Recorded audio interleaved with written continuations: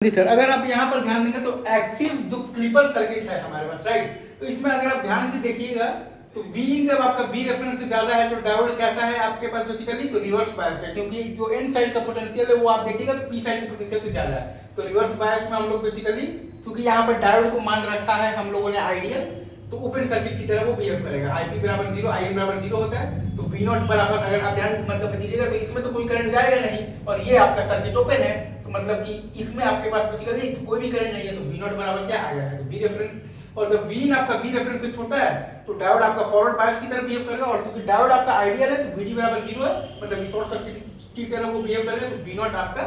हो जाएगा बेसिकली तो Vin, क्योंकि हम लोग यहाँ पर वोल्टेज फॉलोअर सर्किट में जानते हैं कि V0 बराबर आता है आपके पास बेसिकली क्या आता है, तो Vin आता है, ठीक है।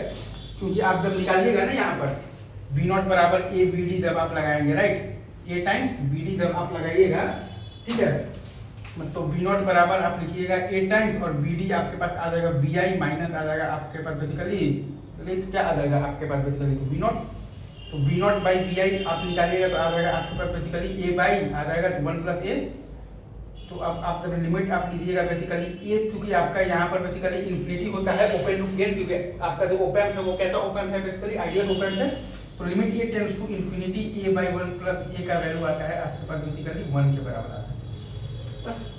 तो आपका यहाँ पर V0 भी Vin है, VP भी Vin है, Vin भी आपके पास Vin है, क्योंकि वर्चुअल ग्राउंड कॉन्सेप्ट वगैरह है। बाकी आप ये आपके पास जो सर्किट है, तो मैंने यहाँ पर क्या बोला था कि जब आपका Vin जो है वो अगर आपका यहाँ पर बेसिकली जो V रेफरेंस है उससे अगर ज्यादा है तब आपका बेसिकली V0 का वैल्यू होगा आपके पास बेसिकली क्या होगा, V रेफरेंस के ही बराबर होगा।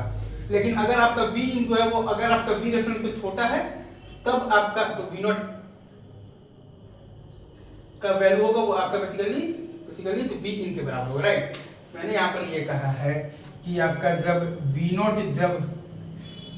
जब आपका Vin जब आपका बड़ा होगा V रेफरेंस से, तो वो केस में आपका जो V0 बराबर हो जाएगा V रेफरेंस के, राइट। और वहीं जब आपका Vin जो है